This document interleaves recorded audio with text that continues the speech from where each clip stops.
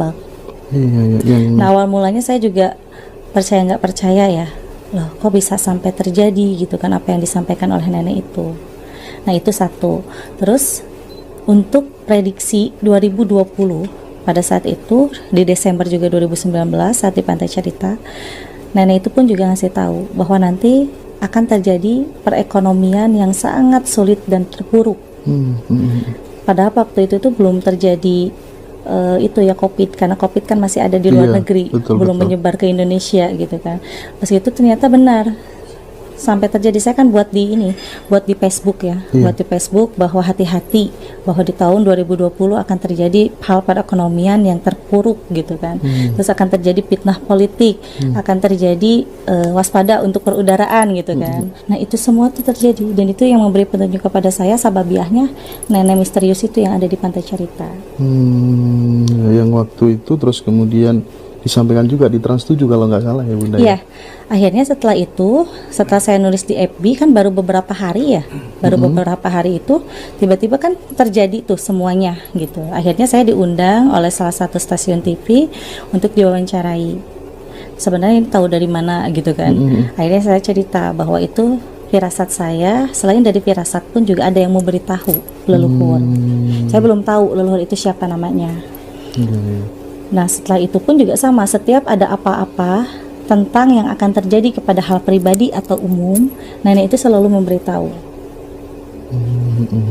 Awal mulanya saya nggak tahu siapa nenek itu sampai tanda tanya, karena setiap apa yang diberikan petunjuk oleh beliau semua terjadi atas izin Allah.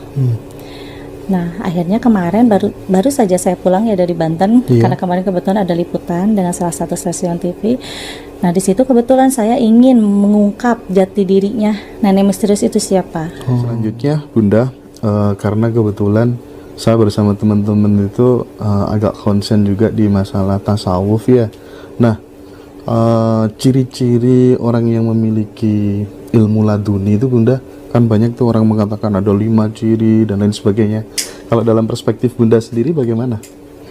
Itu kita ngambil yang 8 ciri ya Pak ya. 8 ciri. Ya, yang pertama itu saat dikandung orang yang mempunyai laduni akan merasakan hal yang sangat pahit. Banyak sekali hal perih yang terjadi kepada kedua orang tuanya. 2, di saat dilahirkan itu selalu begitu lahir pas azan. Contoh, pas azan subuh, pas azan zuhur, azan asar, azan maghrib atau azan isya, selalu dilahirkan dan langsung diazani sesuai waktu azan. Ketiga, mempunyai kecerdasan yang di luar batas, bisa dikatakan jenius gitu kan. Keempat, selalu ada yang mendampingi. Jadi dari mulai kecil sampai usia dewasa itu selalu ada yang mendampingi dan mengajak komunikasi.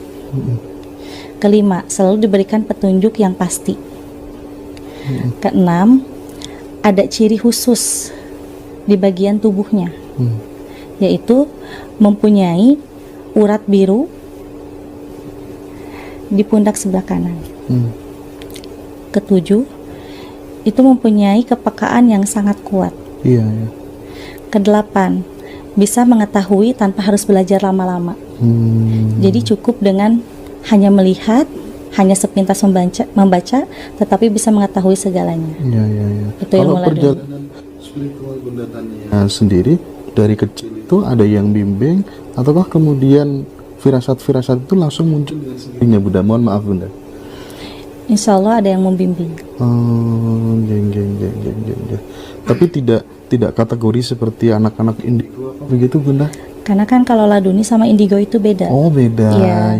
Kalau indigo itu kan hanya bisa merasakan gitu kan. Paham, bisa melihat tetapi tidak bisa berkomunikasi. Tapi kalau laduni itu dengan izin Allah diberikan anugerah, bisa melihat sesuatu yang gaib, bisa berkomunikasi dan juga bisa saling membantu satu sama lain. Tapi ada nggak kira-kira treatment atau amalan-amalan tertentu supaya seseorang itu bisa meraih ilmu laduni itu Bunda? Jadi ada 2 amalan khusus ya yang diamalkan oleh sosok orang yang mempunyai ilmu laduni, yaitu surat Al-Kahfi itu udah utama karena itu kan khusus untuk ilmu keladunian ya. Dan juga yang 2 lagi agar bisa Yang kedua, yang agar bisa kita berkomunikasi dan bisa melihat sesuatu yang gaib itu ada di Quran surat Al-An'am ayat 103. Iya. Kemudian saya pernah mendengar salah satu keterangan begitu Bunda, katanya nanti itu Al-Quran itu bakal hilang gitu. Nah, kira-kira itu yang hilang Qurannya, bacaannya atau ayat-ayatnya? Nah, itu gimana Bunda menjelaskannya? Jadi sabda Nabi Muhammad SAW dan hadis riwayat Muslim pernah mengatakan bahwa Al-Quran akan tiba nanti sebelum hari kiamat, akan diangkat oleh Allah Subhanahu Wa Taala di saat tengah malam, di saat semua orang itu terlelap tidur, dan sebelum detik-detik Al-Quran itu hilang atau diangkat oleh Allah, akan terjadi hujan angin yang sangat besar. Angin puting beliung, hujan angin, gelap gitu kan, sampai menggoncangkan dunia. Istilahnya seperti ada gempa gitu. Nah, di pagi harinya, di saat semua orang itu terbangun, semuanya itu akan lupa dengan amalan-amalan yang pernah diamalkan. Contoh, selama ini selalu mengamalkan surat Al-Ikhlas ya, atau kalimat-kalimat thayyibah. Nah, itu akan lupa dengan sendirinya, lupa di dalam ingatannya, lupa di dalam hatinya. Bahkan di saat membuka Quran pun juga kalimat-kalimat yang ada di dalam Quran, tulisan-tulisan itu semua hilang, jadi putih semua. Itu ya.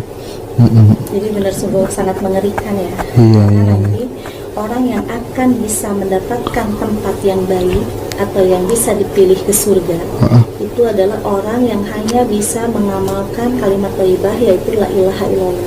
Dan itu perbandingannya, kalau dari 1000 orang hanya 2 orang yang bisa menyebutkan kalimat thayyibah la ilaha illallah. Yang lain itu semuanya hilang, lupa, tidak ingat sama sekali dengan ayat-ayat suci yang ada di dalam Quran. Oke. Saya kadang sering bertanya kepada banyak orang tentang konsep Lauhul Mahfud Bunda. Menurut Bunda mungkin barangkali poinnya begitu yang bisa saya tangkap apa Bunda? Jadi gini, kalau untuk di dalam Lauhul Mahfud sebenarnya itu semua kan sudah tertulis ya, tetapi ada yang bisa dirubah kecuali takdir kematian yang tidak bisa dirubah. Nah, yang bisa dirubah itu adalah dalam segi hal rezeki juga jodoh. Jodoh itu pilihan, rezeki itu pilihan, tapi kematian itu takdir. Jadi untuk rezeki bisa kita cari berikhtiar lahir dan batin. Kalau kita sungguh-sungguh, jelas pasti Allah akan berikan segalanya. Pasti akan kabulkan doa kita. Berarti manusia memiliki prosentase untuk menentukan nasibnya sebenarnya Bunda ya? Betul. Jadi sebenarnya gini, Allah itu kan sudah memberikan segalanya ya kepada umatnya. Nah, di situ kita harus bisa menggali dalam segi hal masalah rezeki dan juga jodoh. Karena semuanya sudah nampak. Kalau untuk kematian jelas kan itu takdir, tidak ada yang bisa melawan takdir. Itu sudah ditentukan oleh Allah Subhanahu Wa Taala di saat janin di dalam kandungan usia 4 bulan. Oke. Ini kan banyak para pelaku spiritual yang katanya sering berjumpa dengan Bunda Ratu lewat mimpi atau bahkan kemudian meditasi di pinggir pantai gitu. Sebenarnya sosok Kanjeng Ratu Kidul yang asli, yang benar itu menurut pemahaman Bunda bagaimana Bun? Kalau untuk yang asli itu jelas ya, masih dari keturunan Pajajaran. Dan beliau pada saat itu memang mempunyai penyakit yang akibat dari dolim orang gitu kan ya. Akhirnya diusir dari istana. Di situ singkat cerita bertemu di pesisir pantai dengan seorang kakek-kakek. Dan kakek-kakek itu adalah Nabi Khidir alaihissalam yang menjadi gurunya Ibu Ratu Roro Kidul. Dan Ibu Ratu Roro Kidul itu diberi gelar Sayyidah Siti Al-Mu'amalah. Berarti sebenarnya manusia? Manusia. Tetapi dengan menjaga kesuciannya, hidupnya pedih gitu kan. Di saat kepedihan itu sedang menimpa kepada dirinya, Allah memberikan pertolongan lewat sahabiah Nabi Khidir alaihissalam yang menjadi gurunya. Dan akhirnya diberi pilihan kan Ibu Ratu itu, apakah mau hidup di dunia atau misalkan mau hidup di alam lain. Akhirnya memilih untuk hidup di alam lain. Nah, disitulah diberi gelar Sayyidah Siti Al-Mu'amalah untuk bisa menjaga hartanya Nabi Sulaiman alaihissalam. Oke. Nah, katanya juga kan kelak di zaman yang sudah nggak karu-karuan, sudah akhir itu katanya Nabi Isa itu akan turun ke bumi. Nah, itu apakah benar Bunda atau hanya analogi aja atau perumpamaan aja? Itu betul, karena kan udah ada di dalam Quran surat Maryam ya, bahwa Nabi Isa alaihissalam akan turun ke bumi, yaitu tepatnya di Menara Putih di negeri Sam pada saat detik-detik hari kiamat tiba. Iya. Oke. saya sekarang agak geser ke ranah dimensi lain Bunda. Dengan kan dikenal sering syuting di beberapa stasiun televisi terkait dengan hal itu. Ketika berbicara tentang alam manusia dan alam jin, perbedaannya apa Bunda? Perbedaannya dalam segi waktu ya. Jadi kalau misalkan di alam manusia malam, nah di alam jin itu siang. Oh, balikan ya? Ya, jadi ada waktu-waktu tertentu di saat bangsa jin itu mulai beraktivitas saat senja atau maghrib sampai adzan awal tiba. Setelah adzan awal tiba sampai sebelum maghrib, nah itu waktunya makhluk gaib tidur atau para jin tidur gitu. Jadi memang waktunya itu berbeda, jadi seperti kebalik gitu. Terus ketika berbicara jin ya misalnya, aktivitasnya apakah sama seperti manusia? Misal kalau manusia ada di pasar, ada di perbankan, ada sekolah, itu jin gimana Bunda? Jadi alam jin itu sebenarnya lebih megah daripada alam kita di dunia. Nah kalau alam jin itu banyak sekali gedung-gedung yang sangat megah dibuat oleh jin, bahkan terlapis dari emas.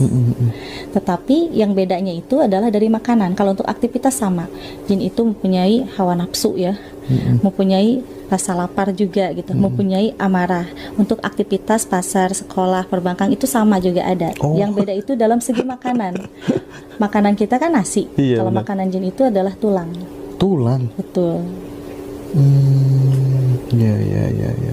Karena kan kalau itu memang ada ya di dalam Quran surat Al-Jin pun juga kan dari ayat 1 sampai terakhir itu menjelaskan tentang aktivitas bangsa jin. Nah, sekarang gini, kalau misalnya nih kita geser misalnya ke Asmaul Husna, ini kan jumlahnya 99 Bunda. Nah, katanya yang 100 itu rahasia gitu. Apa itu rahasianya? Rahasianya karena itu masuk ke dalam Ismu Azam. Ismu Azam. Ya, Ismu Azam itu memang masuk ke dalam salawat Nabi Sulaiman alaihissalam. Sebenarnya itu ada, cuman di dalam Al-Quran itu tidak tercantum. Kenapa bisa tidak tercantum? Karena kalau misalkan sampai tercantum, itu nanti akan banyak orang yang menjadi kaya raya dan akan lupa dengan Allah. Makanya disembunyikan. Tetapi dalam Ismu Azam itu kita bisa menemukan.